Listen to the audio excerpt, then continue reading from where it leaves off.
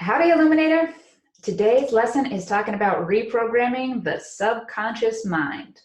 The truth is, all of this work that we do consciously ain't worth a lick if our subconscious mind is not cleaned out. We like to think that our conscious mind is the end-all, be-all, and it's where our power comes from, and we got this, and we can know it, and we can analyze it, and we can do all the things. But the truth is, that's a really tiny percent of where we operate from. They consider it to be the tip of the iceberg as far as human functioning. Below that is our subconscious mind. And then, of course, there's the collective conscious or the superconscious that's there as well. But we're going to be talking about the subconscious mind because that is the bulk of why we do what we do the way we do it. If you don't have a handle on that and you're operating from the programming that's been put in there, you're not going to go far. Not because your efforts aren't legit, not because you're not smart enough or strong enough, but there is a program running underneath it all that's going to just keep sabotaging your efforts. A lot of folks don't want to deal with the subconscious mind because it's scary in there. And there's stuff that maybe we don't want to look at. You have to. I would be doing a huge disservice to you and this entire illumination process if I didn't just call that out. You got to look at the stuff. Or be prepared to be frustrated. You're going to get hit with the same obstacles, looking a little bit different each time, but it's going to be the same shit, different day, as they so gently put. We got to look at the subconscious mind. You got to get in control of what's going on in there. Have some agency so you can consciously choose how you want to show up. We think about that like the operating system of a computer. You could be doing a really great piece of work, or maybe you're writing something or you're creating a piece of music, and if that system is crashing behind you or it has a virus or just isn't operating properly, none of that will matter. Same thing here. The subconscious mind is not that hard to access. You don't have to be in a state of hypnosis or do a shamanic journey or any of that, though you can. It's really something that we interact with all day, every day, but we're not paying attention. Let's go back to the beginning. From about the ages 0 to 7, we do not have consciousness. We are in the theta brainwave, which is basically the brainwave of hypnosis, and everything that goes in is received as fact. That's a long period of time, 7 years, where there's no filter. It's all going in there. Think about the first 7 years of your life. Maybe you had a really beautiful, wonderful, amazing childhood. Hooray! Maybe you didn't. Maybe you're like me and like so many others who had a lot of dis-ease in their childhood. We get told things, whether we have a great childhood or a not so great childhood, that then become part of who we are. One of the biggest things that almost every child, in fact, I've never encountered anyone who has not had this be true for them. Every child is told no. A lot. Hundreds of thousands of times. No, you can't do that. No, you're not big enough. No, get down from there. Don't run so fast. You're not ready for that. We're told these things and they just go right in there. And the subconscious mind goes, yep, got it, check, fact, I can't do that. I'm not enough. I am not smart enough. I'm not good enough. I'm not lovable. I need to be more like my brother, or if only I was pretty like my sister, or whatever it might be. All this stuff just whoop, goes in there, and the subconscious mind is like, you got it. I'm gonna just go ahead and store that away like a little squirrel and just get that all in there for you because you're gonna want that later. And we don't, because it sucks and it's not true. Most of the stuff in our subconscious mind is not true. That's why we got to get it out of there, because we think it's true. Maybe you're like, I know that's not true. I am smart like my brother, or I can climb a staircase now because I do it all the time. Like, we know that, but it doesn't matter. It's that background operating system that still thinks those things and is showing up whether you like it or not. So we got to get ahead of it so that you can clear out all the junk that's in there and put in accurate information. No matter how things seem now here in this relative realm here today, you are at your core perfect, whole, and complete. Doesn't always feel that way. Believe me, I know I'm a hot mess on regular occasion, but the truth is we are all perfect, whole, and complete. Everything else is a lie. Sometimes a very convincing lie, but it's still a lie. We have unlimited potential within us, boundless possibilities within each of us. And all of that junk that seems to say that's not true is inaccurate. That's just plain and simple. You are the entirety of the universe wrapped into the tiny package of a human body, operating to the best of your ability here in your life today. And you're doing great. How do we interact with the subconscious mind without going out of our way to do some digging in there? But we're going to talk about going out of our way to do some digging. But first, how do we interact with it? The easiest way is to track your thoughts. Pay attention to the stories that come up throughout your day. Now, stories, I'm saying, are things like, oh, I'm not going to ask for that promotion because I know that I will never get it, or that my boss doesn't like me, or my work's not good enough, or whatever it is. Those thoughts that we say to ourselves are the subconscious programming coming up and being like, hey, remember this thing? I saved it for you, and now it's super useful because now you're not getting promoted. Isn't that great? Best day ever. Your brain doesn't know. Your brain has no idea what's real, what's not real, what's mean, what's really kind. We tell it that stuff. It's not just in there. So it hears that over and over and over, supplied now by you, because you're repeating that, and it just goes, not good enough. Check. Not worthy of earning more money. Yes, I understand. Got it. Let me go ahead and create circumstances that prove that to be true. Let me find them. Let me seek them out. So what's going on in the brain when we have those thoughts? The brain is super lazy for a reason. It's not I'm not trying to judge you, brain. You're doing your thing. The brain has a main job. Its job is to keep us alive. That's its top priority. It does lots of stuff. The brain is super awesome. It does so much stuff. But its main job is to keep us in a space of surviving. It will prioritize that above all else. One of the ways that it does that on a regular basis is to create shortcuts wherever possible.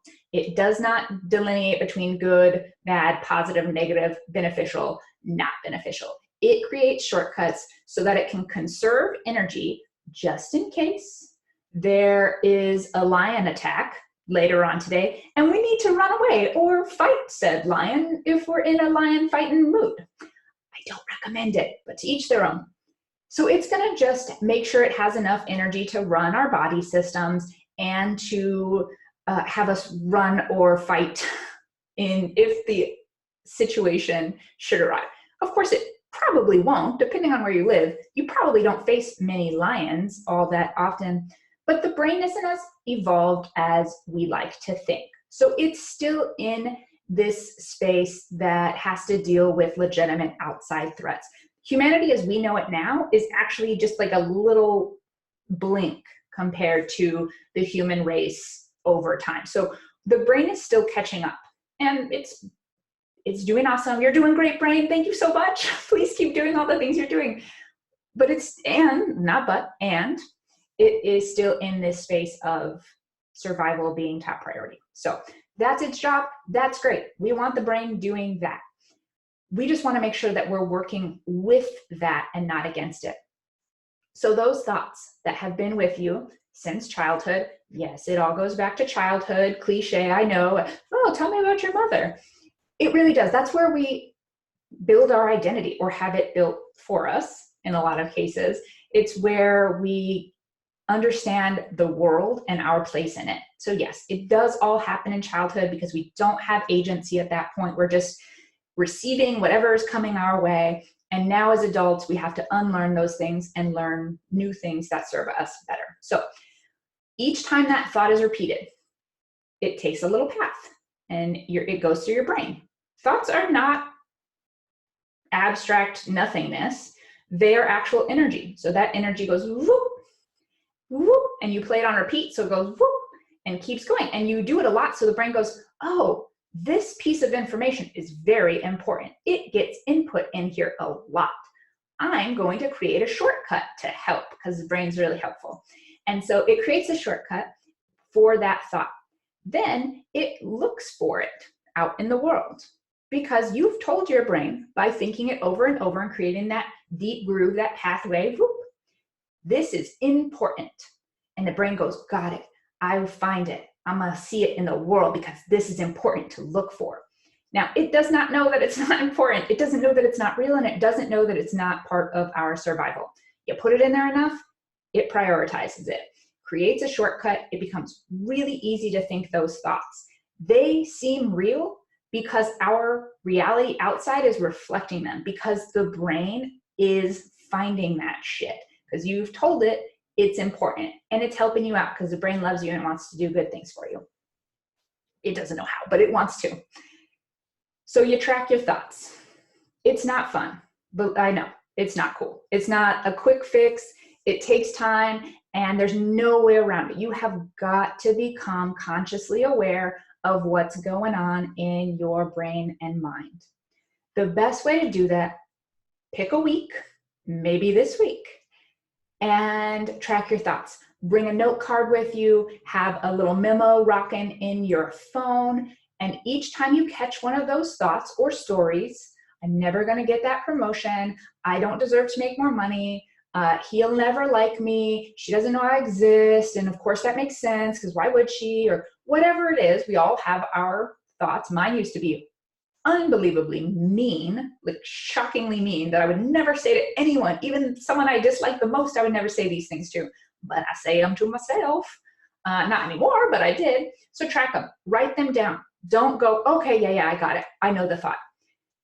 Don't rely on the thing that's the problem to be your solution. Bring it out of the thing. Put it down on paper or on your electronic device. I'm old school, I like paper, but having a phone with you all the time is real easy. Track it. Then you can make a tick mark each time you have that thought or one that's related to it. Because they don't show up necessarily as, I'm not enough to be loved, but it shows up as, I'll never get that job, he's gonna leave me, whatever, right? We all have the different ones. And make a mark. Okay. Find the thoughts that you think the most. When you get to the end of your week, look at your log, go over it without judgment. They're happening anyway. Now you're just shedding some light on them. That's all that's going on here. You didn't create them. You are just going through the program that's already happening in the background. Now we're bringing conscious awareness to it. That's it. So please try not to judge the thoughts that are coming up. We're going to deal with them. So don't worry about that. Just go, okay, there they are. Those exist. Maybe you like them, maybe you don't like them. There might be some that you're like, yeah, I like those ones. Those are really true. And like, I'm working on that. Great, log those too.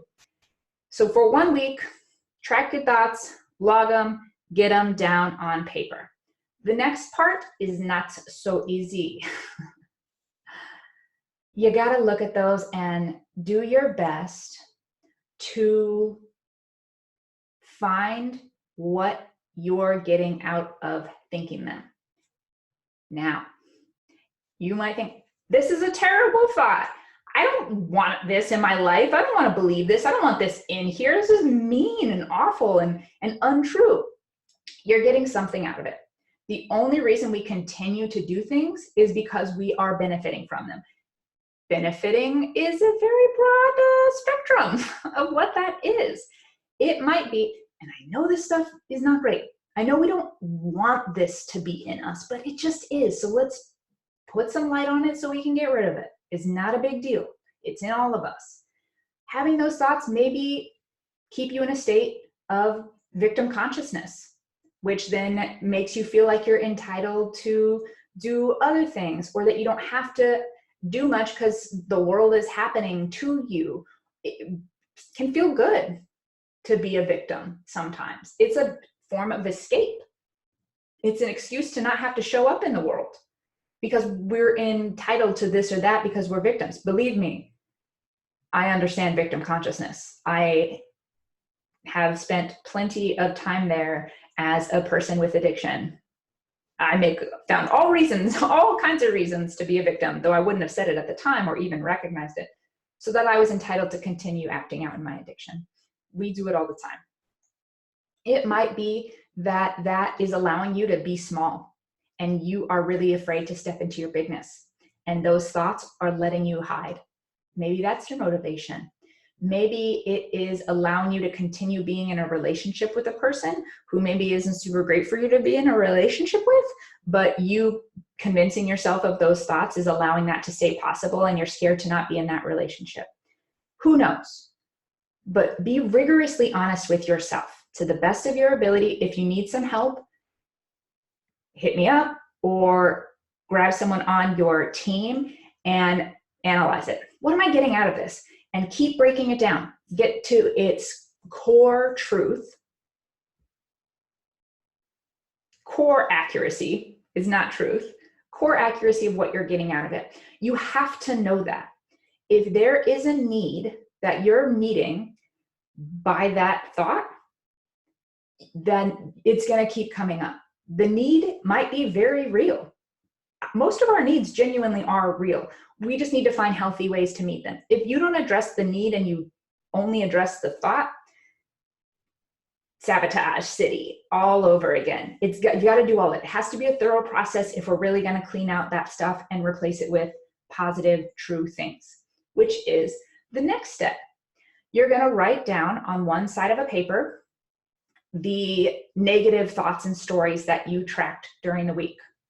On the other side of the paper, you are going to write your positive opposing statement, a statement that is true for you or is just a universal truth, even if you don't believe it about yourself yet, that contradicts the old negative thought. That can be a really tough process. You might have to look some stuff up online or get with your team or work with someone to come up with positive opposing statements. Now, they don't have to be exactly opposite of the thought itself. You know, if the thought is, I'll never get that promotion, and you figure out what need is under there and everything, then have your new thought, your positive opposing statement, address the need. So if you are feeling like you'll never get that promotion because you aren't worthy of making money, then the positive opposing statement wouldn't be, I will get that promotion. It would be, I am worthy of earning my value. I am worthy of earning 120 grand because I bring this to the company, whatever it might be. So don't just write the opposite one. If you need to, use the thesaurus, use the internet, use your tools, use your team to come up with positive opposing statements for that. Once you have that list, and I recommend you keep it with you, you're going to stay in a state of observation of your thoughts. Just forever now. Like, be you know, the conductor of your mind, right? So it's not just a week we're talking about here. Do your best to practice this as your new way of living. It's a practice. We do it day by day, minute by minute, whatever works. We don't have to perfect it. It's fine. Do your best. When you catch that thought coming up, oh, I'll never get that promotion, you go, nope, that's not true. I am worth $120,000 because I bring a lot of value to this company. You just shut that thought down. You can say cancel, you can say delete, you can say stop. If you're a visual person, imagine a stop sign, imagine a delete key, whatever you want to do, whatever works for you, make it work for you, and shut that thought down as soon as you recognize you're having it. So what we're doing here is we're not allowing the whoop to happen in the brain. We're cutting that off. We're letting the brain know, no, it's not that important. We don't need that. Don't worry about that. And you are going to start creating whoops for the new thought. It's going to take time because it needs to create that shortcut, which means repetition. The only way to have that groove happen is through repetition. And in my mind, I'm picturing a prisoner with like a spoon marking the days on the wall. I don't know why.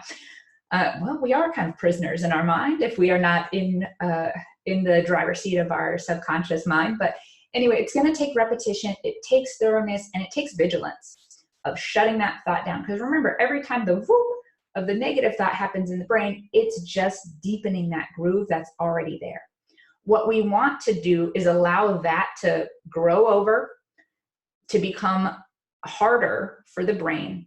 And we want the new pathway, the positive, I am worth my weight, to be the new shortcut. The brain will take it. The brain does not care. It's not attached to this other pathway. So long as it is the shortest route to take in the brain, it will do it. So choose what shortcuts you want your brain taking. Choose what reality you want reflected back to you. We process all things through the brain. That's what we do as human beings. It's our control center. Reality doesn't exist as it does in our brain. We filter it all through the brain. So the brain is super important. So decide consciously, proactively decide what you want reflected back to you in your life and start putting that information in your brain. It is a guarantee that you will start seeing it in your life in time. This stuff takes consistency. It takes vigilance. You gotta stop that old pathway and start inputting that new information into your brain on a regular basis so that groove starts getting in there and then gets real deep. We only want the truth to be deep in our brains. That old stuff is junk.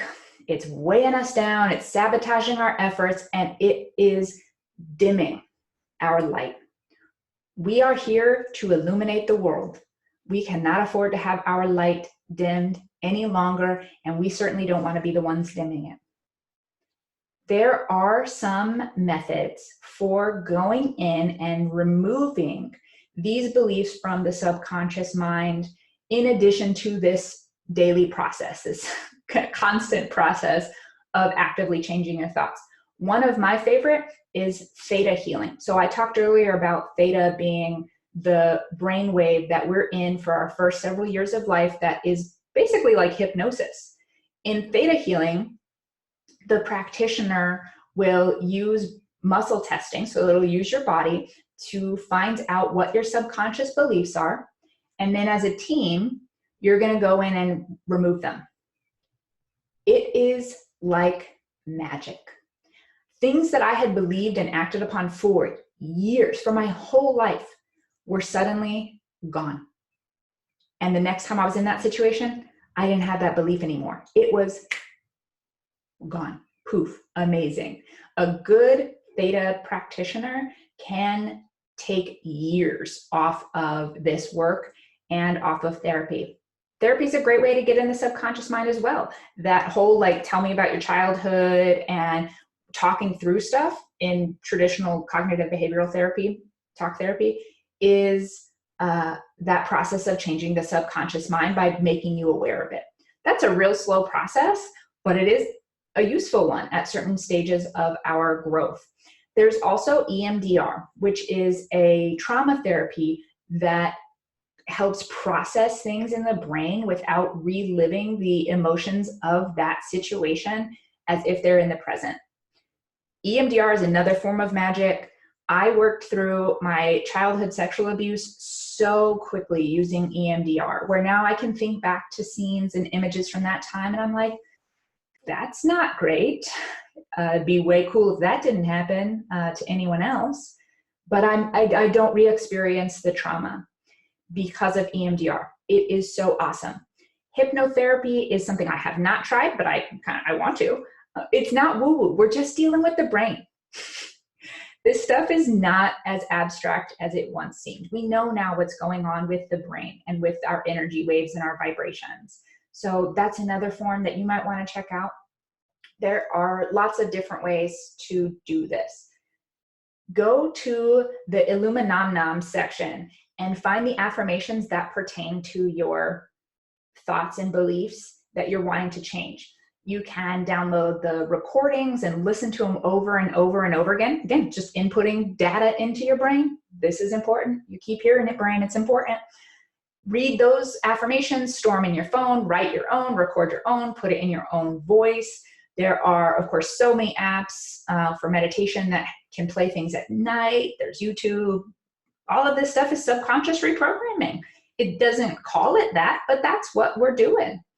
It's not just positive thinking. We're inputting new data into the brain and into the subconscious mind, which in time will just go, yep, cool, that's information. The subconscious has no filter. So we'll just go, yep, gimme, nom, nom, nom, nom, nom, nom, nom. And it'll just keep taking it in there. So make sure you know what you're putting in there and be responsible with what you're taking out. If you have anything to add to this conversation, please include it in the comments below. And you can always bring this to our monthly mastermind if you're struggling in this particular area. I've also included a downloadable sheet that you can use to track your thoughts and to figure out what's going on with them and how you want to replace them with the positive opposing statements. Don't skip this lesson. Spend as much time as you need on it. Repeat it.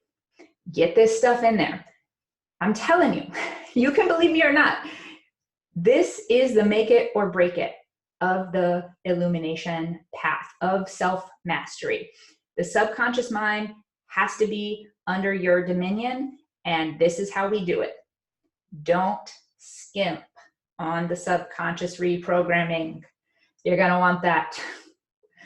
All right, I hope you enjoyed this lesson, and I will see you next time.